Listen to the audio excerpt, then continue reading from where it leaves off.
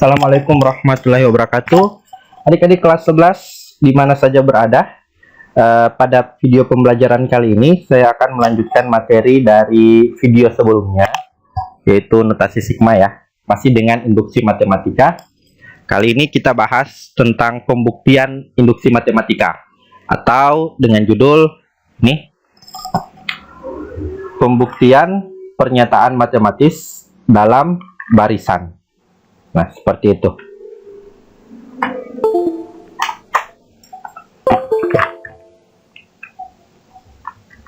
Oke, mohon maaf. Kita lanjut.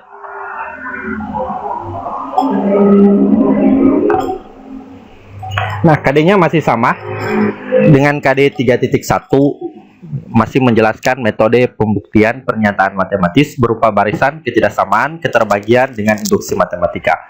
Untuk KD keterampilan juga sama, yaitu menggunakan metode pembuktian induksi matematika untuk menguji pernyataan matematis berupa barisan, ketidaksamaan, dan keterbagian. Masih satu KD, hanya IPK-nya yang berbeda. Kalau kemarin tentang notasi sigma, kali ini dengan 3.1.2. Kemarin 3.1.1, ini 3.1.2 dengan indikator menjelaskan pembuktian pernyataan matematis berupa barisan. Dan indikator untuk keterampilan 4.1.2 menyelesaikan metode pembuktian induksi matematika untuk menguji pernyataan matematis berupa barisan. Oke, kita lanjut slide-nya. Tujuan kita belajar hari ini atau tujuan pembelajaran ada dua. Peserta didik dapat menjelaskan. Jadi bisa menjelaskan. Kalau bisa menjelaskan berarti bisa tahu pembuktian pernyataan matematis berupa barisan. Ini tujuannya. Jadi adik-adik bisa tahu pembuktian, bagaimana pembuktian pernyataan matematis itu dalam barisan. Kemudian yang kedua, kalau bisa menjelaskan berarti bisa tahu konsep. Kalau bisa tahu konsep, bisa menyelesaikan masalah-masalah yang berhubungan dengan pembuktian induksi matematika untuk menguji pernyataan matematis berupa barisan. Itu tujuan pembelajarannya. Jadi bisa tahu konsep dan bisa menyelesaikan masalah dengan menggunakan metode ini. Oke, kita lanjut. Nah, kita masuk ke materi 3.1.2, prinsip induksi matematika. Nah, prinsip induksi matematika ini atau dikenal dengan PIM, ya, dikenal dengan PIM, prinsip induksi matematika. Itu apa? Yaitu teorema yang dapat dibuktikan kebenarannya. Jadi ada suatu pernyataan, kita buktikan melalui teorema yang ada dan kita buktikan kebenarannya. Jadi ada pernyataan seperti halnya pernyataan logika matematika ya. Adik-adik sudah tidak dapat lagi itu materi. Misalkan pernyataan logika matematika itu ada yang bersifat benar, ada yang bersifat salah, atau bernilai benar, ada yang bernilai salah. Misalkan hari ini hujan, bisa saja benar, bisa saja salah. Itu pernyataan. Ya, ada kalimat pernyataan, ada kalimat pertanyaan. Kalau dia pernyataan, berarti membutuhkan nilai kebenaran. Kalau dia pertanyaan, berarti membutuhkan jawaban. Seperti itu kira-kira. Nah, kalau prinsip induksi matematika, dia adalah bentuk pernyataan yang akan kita buktikan kebenaran dari pernyataan tersebut. Nah, kebenarannya kita peroleh pada prinsip induksi matematika adalah kebenaran yang berlaku dalam semesta pembicaraan. Kebenaran yang mutlak. Jadi kebenaran yang mutlak berarti kebenaran matematikanya. Ya, bisa dihitung, bisa dibuktikan dengan konsep-konsep matematika. Seperti itu. Ya, jadi prinsip induksi matematika adalah membuktikan suatu kebenaran dari pernyataan. Kemudian kebenaran yang diperoleh itu bersifat mutlak, ya, tidak bisa diganggu gugat karena sudah bisa dibuktikan dengan dengan berbagai macam teori dalam matematika. Seperti itu kira-kira. Nah, dengan demikian PIM ini adalah merupakan penalaran deduktif. Apa itu penalaran deduktif? Yaitu kita buat kita akan mendapatkan suatu pernyataan. Pernyataan itu kita akan berikan kesimpulan di akhir. Seperti itu dengan adanya beberapa pembuktian-pembuktian yang kita lakukan dalam penalaran tersebut. Sehingga kita dapatkan kesimpulan apakah nilainya benar ataupun salah. Nah, ada 3 langkah pembuktian PIM adik-adik. Ini pembuktian prinsip induksi matematika kita akan gunakan dalam membuktikan yang namanya induksi matematika Ada induksi matematika itu ada 3, sebentar saya jelaskan. Ada 3 langkah dan ada 3 macam, gitu ya. Ada 3 langkah dan ada 3 macam, 3 jenis. 3 langkahnya untuk membuktikan pernyataan. Kita di sini akan membuktikan ada suatu pernyataan, misalkan kalimat bahasa Indonesianya adalah hari ini hujan. Nah, kita buktikan kebenarannya hari ini hujan dengan cara kita buktikan kebenarannya harus bersifat mutlak. Ya, kalau itu kan pernyataan pernyataan dalam bentuk non matematis. Ya, tapi kalau misalkan dalam matematis harus sifatnya bernilai mutlak. Tidak bisa kalau misalkan benar ya benar, kalau salah ya salah, seperti itu. Kalau kira-kira seperti itu. Nah, untuk membuktikan pernyataan matematika tersebut, ada 3 langkah yang akan kita lalui. Ya, ini saja yang diingat ya. Ada 3 langkah pembuktian dalam pernyataan matematika menggunakan prinsip induksi matematika. Yang pertama, ya, suku pertamanya benar atau P1-nya benar. P1 benar, ya.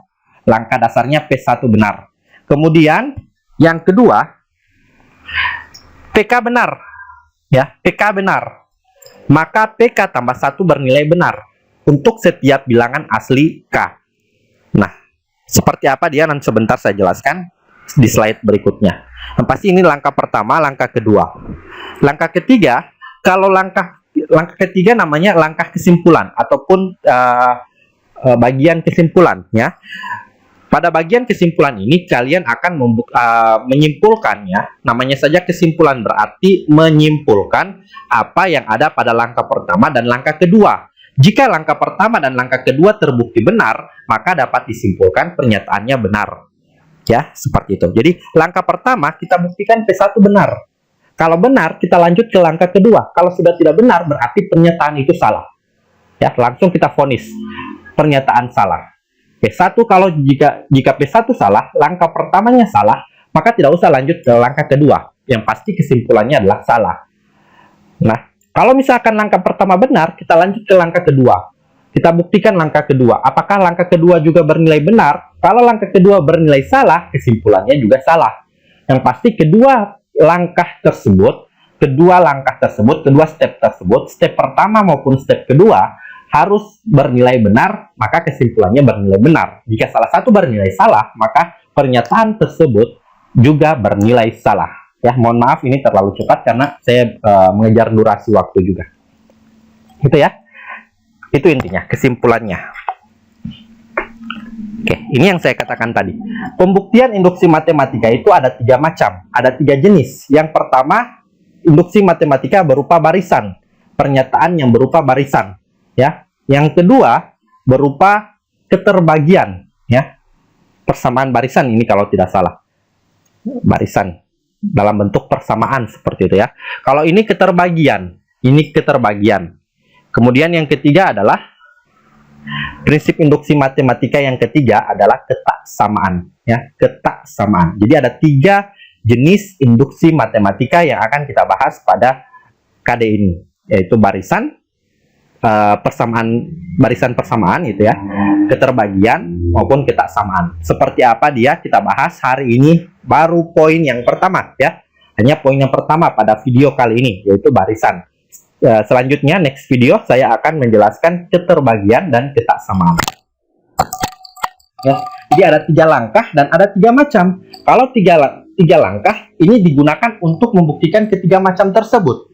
Ya, ini dibuktikan, ini akan kita gunakan untuk membuktikan semua jenis induksi matematika. Ya, semua jenis induksi matematika. Kalau ini adalah jenis-jenisnya. Jadi barisan, keterbagian, dan ketaksamaan ini kita akan melakukan pembuktian di dalamnya. Pembuktiannya melalui apa? Ketiga langkah tadi. P1 benar, PK benar, atau PK tambah 1 juga benar, dan kesimpulan. Seperti itu. Next. Nah, kita lihat contohnya. Adik-adik, kalau belum paham, silakan diulang lagi videonya dari awal, agar adik-adik paham apa yang saya jelaskan ini. Jika tidak paham lagi, tolong tanyakan pada guru mata pelajaran yang bersangkutan. Guru mata pelajaran dalam matematika wajib itu, ya. Jadi karena guru mata pelajarannya ada berapa, jadi tanyakan ya. Kira-kira ada 3 orang. Seperti itu. Nah, ini contohnya. Yang pertama adalah kita bahas, kan ada 3 jenis tadi. 3 jenis pernyataan matematis. Yang pertama dalam bentuk barisan, persamaan. Yang kedua adalah keterbagian. Dan yang ketiga adalah ketaksamaan. Hari ini kita bahas tentang barisan. Barisan atau pernyataan yang bersifat barisan yang berbentuk persamaan. Seperti itu. Kenapa persamaan? Karena ada tanda sama dengan. Ini bentuk persamaan ya. Bentuk persamaan. Nah, kita akan buktikan. Ini adalah satu kalimat. Ini kalimat, tapi kalimatnya dalam bentuk bahasa matematik. Ya, kalau bahasa Indonesianya kira-kira pernyataan itu seperti yang saya jelaskan tadi. Hari ini hujan. Jakarta adalah ibu kota dari Indonesia, misalkan. Gorontalo adalah bagian dari Indonesia. Itu pernyataan. Ya, dia tidak memerlukan jawaban, tetapi membutuhkan nilai kebenaran. Ya, apakah dia bernilai benar ataupun bernilai salah. Itu dalam bentuk konteks pernyataan yang sering kita kenal dalam bahasa Indonesia gitu ya. Dalam bahasa Indonesia seperti itu. Kalau dalam bahasa matematika, pernyataannya dalam bentuk tulisan seperti ini ya. Dan kita akan menentukan, ingat, pernyataan akan membutuhkan yang namanya nilai kebenaran. Berarti kita akan membutuhkan nilai kebenaran dari pernyataan ini. Kalau dia pertanyaan berarti membutuhkan jawaban. Nah, ini pernyataan, kita akan membuktikan kebenarannya. Sehingga bentuk soalnya adalah buktikan, ya, buktikan bahwa 1 tambah 2 tambah 3 tambah seterusnya sampai tambah n itu apakah nilainya sama dengan 1/2 n dikali n tambah 1, dimana untuk setiap n adalah bilangan asli ya.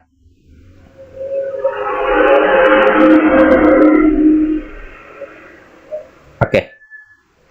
Sekali lagi, ini adalah pernyataan yang bunyinya adalah kita akan membuktikan bahwa apakah benar atau salah 1 tambah 2 tambah 3 tambah seterusnya sampai tambah n, ini angka terakhir.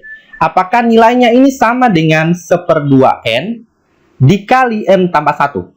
Jadi apakah benar di ruas kiri nilainya sama dengan di ruas kanan? Itu artinya.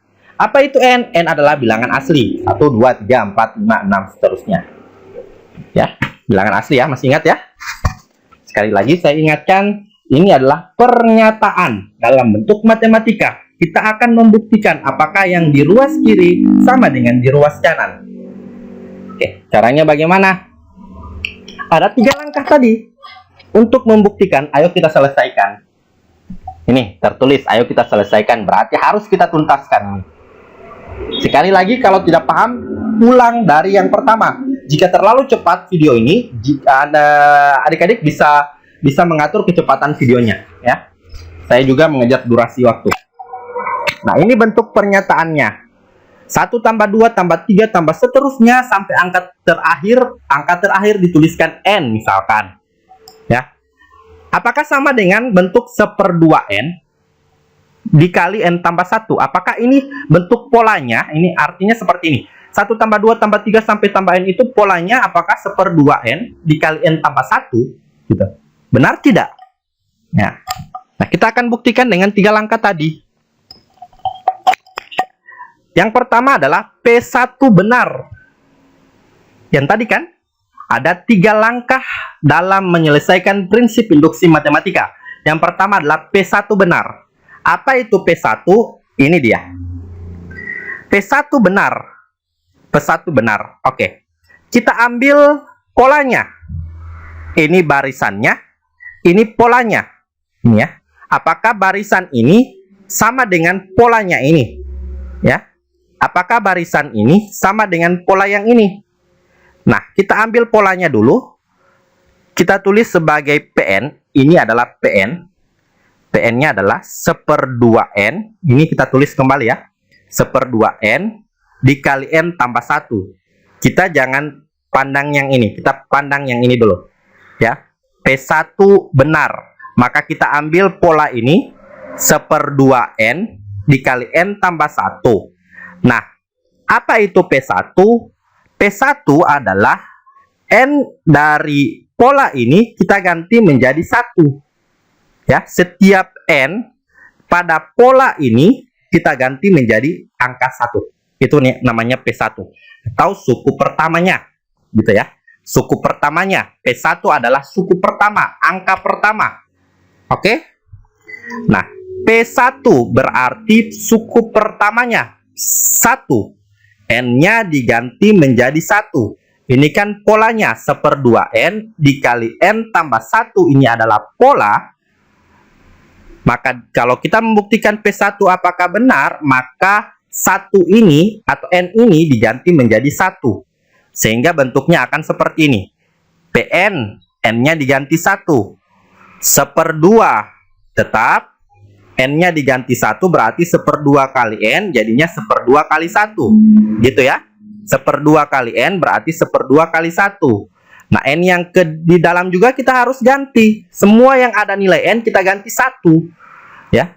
Jadinya N yang kedua kita ganti juga 1 tambah 1. Seperti itu. Sehingga semua nilai N di sini yang Pn jadinya P1. Nah, N yang di dalam juga kita ganti jadi 1. Sehingga bentuknya akan seperti ini. Paham ya? Insya Allah paham.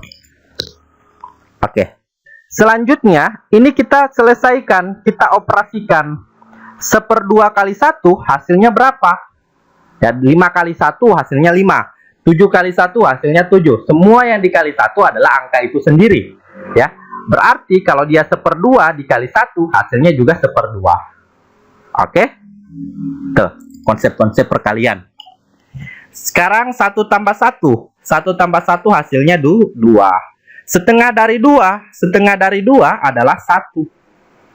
Nah, di sini benar. Kenapa bernilai benar? Lihat, angka pertama atau suku pertama di pernyataan itu adalah 1.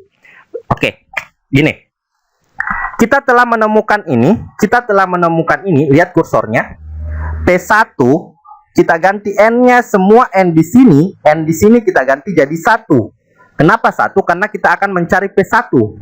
Ya, kita akan mencari P1, bukan P2, bukan P3, ya. Langkah pertama adalah kita cari P1. P1 semua nilai N-nya diganti 1 sehingga dapat P1-nya adalah 1. Nah, apakah benar P1-nya adalah 1? Kita lihat di sini barisannya. P1 itu apa? P1 adalah angka pertama, suku pertama. Nah, lihat suku pertama di sini berapa? 1. Di sini dapat berapa? 1. Berarti benar. Gitu ya? Paham ya? Saya ulangi. P1 adalah angka pertama, suku pertama. Maka nilai pola ini kita tuliskan di sini ulang. Pola ini kita tuliskan ulang, di mana N-nya kita ganti jadi 1. Kenapa harus ganti 1? Karena kita akan mencari suku pertama. Suku pertama itu berarti P1, N-nya adalah 1, gitu ya. Semua nilai N-nya harus 1 untuk setiap langkah pertama. Ya, setiap langkah pertama soal apapun dia, kita ganti menjadi 1. Setelah kita dapatkan P1-nya dapat 1, kita lihat juga di ruas kiri apakah angka pertama yang muncul adalah 1. Benar, angka pertama yang muncul adalah 1. Berarti pernyataannya benar. Ya, karena angka pertama atau suku pertama di pernyataan itu adalah sama-sama 1. Di sini 1, ketika kita ganti ini jadi 1 juga nilainya 1. Ini ya. Berarti pernyataan benar. Jika di sini dapat 2, di sini 1, berarti salah. Tidak usah dikerjakan lagi langkah kedua maupun langkah ketiga. Pasti kesimpulannya adalah salah.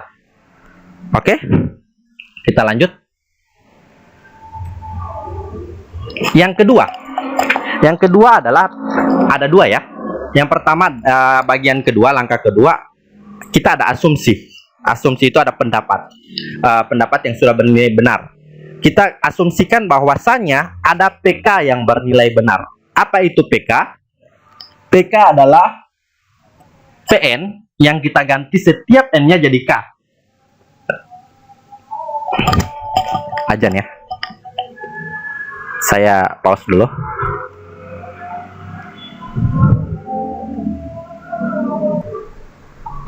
Oke, saya lanjut. Sebentar ya. 5 dulu.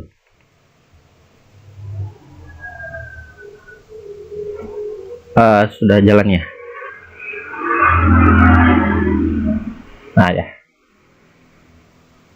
F5. Bentar ya.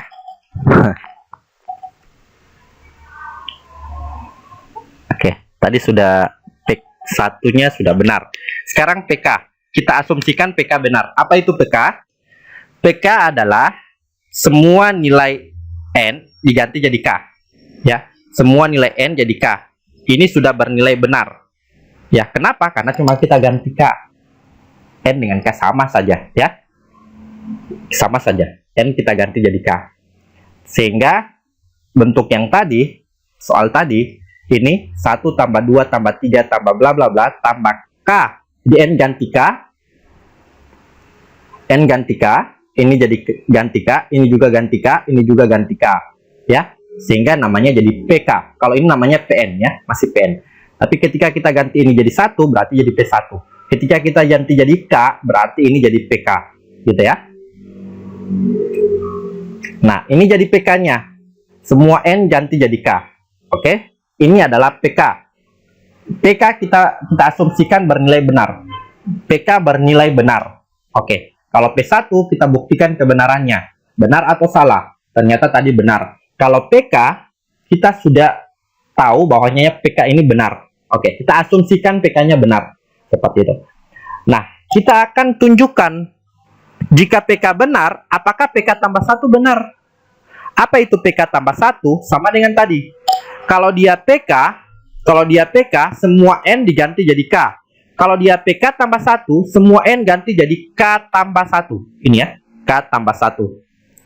K tambah 1. Oke. Saya tulis di pen tablet dulu, agar lebih jelas.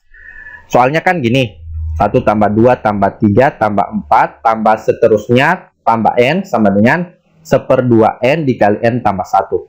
Ini soalnya. Nah, kita cari PK.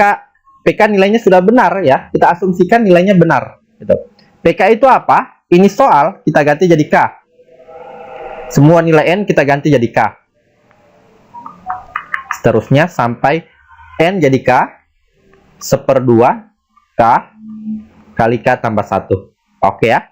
Nah, sekarang kita akan tunjukkan kalau PK benar, apakah PK tambah 1 benar? Kalau PK tambah 1 benar, berarti langkah kedua benar. Oke? PK tambah 1 benar, berarti langkah kedua benar. Nah, PK tambah 1 itu apa? Semua nilai N yang di sini kita ganti jadi K tambah 1. Gitu ya. Semua nilai N-nya kita ganti jadi K tambah 1. Saya tulis soalnya dulu. 1 tambah 2 tambah 3 tambah seterusnya tambah N sama dengan 1/2 N kali N tambah 1. Ini soalnya ya. Nah, sekarang PK tambah 1 berarti ini kita ganti jadi PK tambah jadi K tambah 1. N-nya kita ganti. N-nya ganti K tambah 1. 1/2 N-nya juga ganti K tambah 1. Ini N-nya juga kita ganti K tambah 1. Ada tambah 1. Jangan lupa, ini juga masih pakai. Ya, jangan dihilangkan nanti ini. Jadi hanya N yang diganti. Jadi N-nya diganti jadi K tambah 1. N di sini juga, N yang di sini ganti K tambah 1. Tapi ada tambah 1 di sini, dituliskan kembali. Sehingga ini jadi 1 tambah 2 tambah 3 tambah seterusnya tambah K tambah 1 sama dengan 1/2 K tambah 1. Ini jadinya K tambah 1 tambah 1 berapa? K tambah 2. Paham ya? Sehingga ini namanya adalah PK tambah 1.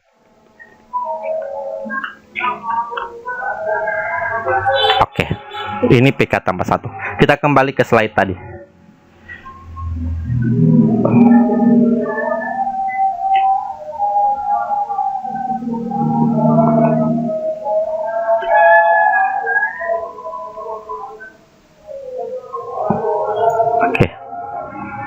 Kita ke slide tadi. Oke, mana ya? Ini. Benar ya? Ini PK, ini juga PK tambah 1. Jadi ya, 1/2 ini. N-nya diganti jadi K tambah 1, ini K tambah 1 tambah 1 yang tadi ya. Sehingga 1/2 K tambah 1, ini 1 tambah 1 jadinya K tambah 2. Oke. Nah, ini kita kali dengan 1. K tambah 1 kali K tambah 2 dikali 1. Hasilnya tetap K tambah 1 kali K tambah 2 ya. Ini kita naikkan ke atas. Tidak masalah ya. Sehingga bentuknya jadi K tambah 1, K tambah 2 per 2. Gitu ya. Ini kita naikkan jadi pembilang. Di K tambah 1 kali K tambah 2 per 2. Oke, sehingga ini namanya adalah PK tambah 1. Semua ini ya, PK tambah 1. Oke. Kita akan buktikan. Buktinya gampang. Ya. Buktinya gampang. Saya tulis saja ya. Saya tulis atau saya jelaskan di sini? Oke, saya jelaskan dulu di sini. PT. Ambil PK dan tulis kembali. Ambil PK. Berarti kita tuliskan kembali ini. Ini kita ambil. Oke, ambil PK dan tulis kembali. Oke, sudah ya. Ambil PK dan tulis kembali. Selanjutnya, nah, ini kan PK. Oke. Nah, kita ambil PK, kita tulis kembali. Nah, ini ketambahan A nih, kita tambah 1. Dari mana ini? Ini adalah angka terakhir pada PK tambah 1. Ya, angka terakhir pada PK tambah 1. Coba lihat yang tadi. Ya, ini K tambah 1. Ini kan PK tambah 1. Ini PK. PK-nya angkanya adalah 1 tambah 2 tambah 3 seterusnya sampai tambah K. Angka terakhirnya adalah K. Nah, kalau di PK tambah 1, 1 tambah 2 tambah 3 tambah seterusnya, angka terakhirnya adalah K tambah 1. Ya, angka terakhir ini kita jumlahkan di ruas kiri dan ruas kanan pada PK. Gitu ya. Jadi PK kita tuliskan kembali ini. Kemudian di ruas kiri kita tambahkan dengan angka terakhir dari K tambah 1. Ya. Jadi angka terakhir pada PK tambah 1 adalah K tambah 1. Nah, K tambah 1 ini kita akan jumlahkan di sini. Kita tambahkan di sini dan kita tambahkan di sini. Oke? Sehingganya bentuknya seperti ini. Dari mana K tambah 1? K tambah 1 adalah angka terakhir pada PK tambah 1. Sekali lagi saya ulangi. Kita tulis kembali PK. Selanjutnya setelah menulis PK ini, kita ambil angka terakhir pada PK tambah 1. Ini angka pertama, angka kedua, angka ketiga. Angka terakhirnya apa? K tambah 1. Nah, K tambah 1 ini kita tambahkan di angka terakhir di sini pada PK. Nah, kalau di sini ditambahkan K tambah 1, di sini juga harus. Kenapa? Nah, syaratnya seperti itu pada matematika. Kalau di sini ditambah 5, di sini juga tambah 5. Di sini tambah 6, di sini juga tambah 6. Gitu ya. Karena di sini tambah K tambah 1, maka di sini juga tambah K tambah 1. Hingga bentuknya seperti ini. Ini ya. 1 tambah 2 tambah 3 seterusnya tambah K tambah 1 sama dengan 1/2 K kali K tambah 1 tambah K tambah 1. K tambah 1 dari mana? Ya, angka terakhir tadi. Saya lanjut. Nah, selanjutnya ini kita naikkan ke atas. Ini kita naikkan ke atas. K kali K tambah 1 per 2 ya. Naikkan ke atas saja. K kali K tambah 1 per 2 ya. Bukan ke bawah ya, tapi ke atas. Tambah K tambah 1. Sehingga bentuknya ini sama dengan ini ya. Di K kali K tambah 1 naik ke atas per 2 tambah K tambah 1. Nah, kenapa di sini ada 2 per 2? Oke, gini ceritanya. Di sini kan pecahan. Di sini pecahan per 2. K kali K tambah 1 per 2. Maka di sini juga kita harus buat pecahan. Kenapa? Harus sama-sama penyebutnya sama agar kita bisa menjumlahkan pembilang. Gitu ya. Gini. Nah, 3 per 2 ditambah 5. Nah, agar dia bisa dijumlahkan, maka ini juga kita buat per 2. Jadinya penyebutnya sama. Ya. Maka kalau di sini ditambahkan 2, di sini juga harus ada 2. Oke, gitu ya. Jadi kalau misalkan ini 3 per 2 tambah 5, jadi kita buat per 2 di sini juga kita kali 2. Gitu ya. Saya ulangi lagi. 3 per 2 ditambah 5. Nah, agar dia bisa dijumlahkan, cara lain juga bisa. Ada cara 2 kali 5 tambah 3 per 2 gitu, bisa. Nah, ini cara saya juga ya. Agar lebih mudah. Nah, 5 ini kita buat jadi per 2 ya. Kenapa kita buat per 2? Karena di sini per 2. Penyebutnya per 2. Kalau di sini juga harus penyebutnya per 2. Kenapa? Dah, miring-miring terus. Kenapa harus per 2? Nah, karena di sini adalah penyebutnya 2, maka di sini kita buat juga penyebutnya 2. Nah, kalau di sini 2, berarti di atasnya juga ada 2. Gitu. Ya. Sehingga bentuknya jadi 3 per 2. Bentuknya jadi 3 per 2 ditambah 5 kali 2 10, 10 per 2. Contoh lain, 5 per 3 ditambah 7. Nah, agar dia jadi atau bisa kita jumlahkan, maka ini kita buat juga per 3 agar penyebutnya sama. Kalau penyebutnya sama, pembilangnya kita tambahkan gitu. Di sini adalah per 3, maka di sini juga kita tulis 3. Di sini 3, di sini juga 3. Sehingga jadinya 5 per 3 tambah 7 kali 3, 21 per 3. Nah, yang itu kita gunakan di sini. Ya, kita gunakan di sini. Di K kali K tambah 1 per 2, ini ya. Ditambah K tambah 1. Nah, ini kita buat juga jadi penyebutnya 2 gitu ya. Sehingga di sini per 2, di sini juga angkanya 2. Oke ya. Saya tulis di sini. Sorry. Kan tadi K kali K tambah 1 per 2 gitu ya. Terus ditambah K tambah 1. Nah, yang ini kita buat per 2 di sini sehingga bentuknya seperti ini. Per 2 ini tetap, di sini jadinya K tambah 1 per 2. Nah, karena di sini per 2, di sini juga kita tulis 2. Gitu ya. Karena sudah sama penyebutnya, nah tinggal kita jumlahkan yang di atas. Kita sambung ya. K kali K tambah 1 tambah 2 kali K tambah 1 per 2. Nah, selanjutnya kita faktorkan. Ya, kita gunakan sifat distribusi. Seperti ini, sifat distribusi. Ingat sifat distribusi, saya besarkan dulu.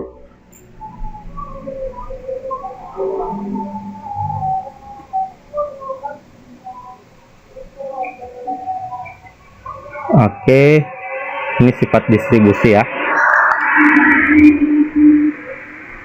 Oke, ini. Ingat sifat distribusi, ini kan tadi.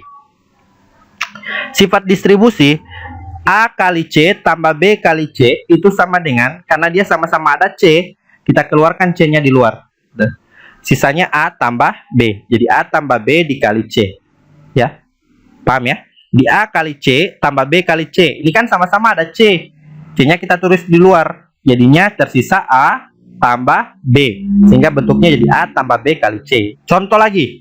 1 kali 3 tambah 4 tambah 2 kali 3 tambah 4. Mana yang sama? Ya, 3 tambah 4 sama kan? Dalam kurung. Oke, 3 tambah 4 kita tulis di luar. Sisanya apa? 1 tambah 2. Nah, itu juga kita gunakan di sini. Ya, kita gunakan di sini. Kita gunakan di sini yang tadi. Sifat distribusi yang tadi saya tuliskan ulang. Itu nilainya sama dengan A tambah B kali C. Nah, ini juga ada yang sama di sini. Ada. Yaitu K tambah 1. Ini sama.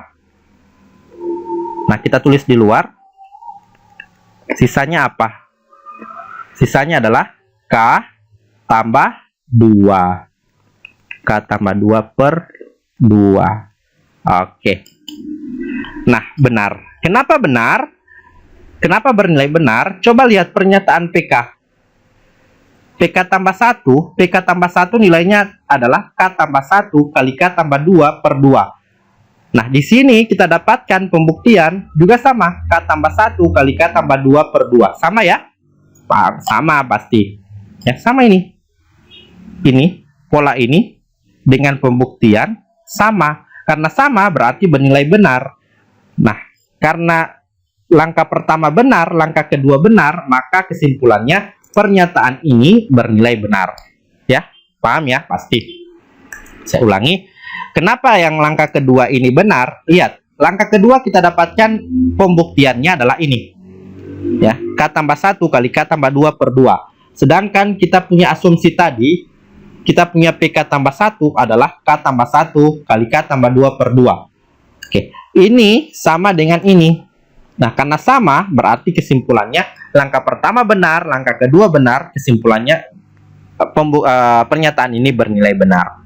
Oke, jadi 1 tambah 2 tambah 3 tambah sampai dengan N, itu polanya adalah, kembali ke soal, jadi benar ini benar, 1 tambah 2 tambah 3 tambah sampai dengan N, itu nilainya sama dengan ini.